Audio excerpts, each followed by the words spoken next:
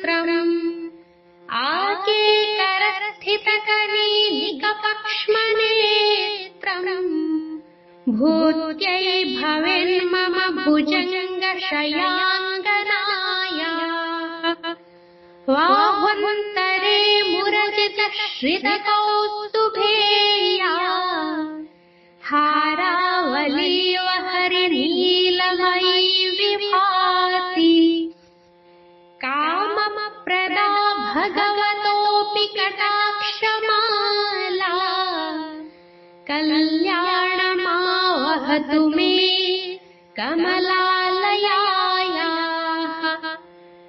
कालाम्बुदालिललितोरसिकैटभारेर्धाराधरे स्फुरति या तडिदङ्गनेव मातुः समस्तजगताम् महनीयमूर्तिर्भद्राणि मे दिशतु भार्गवनन्दना।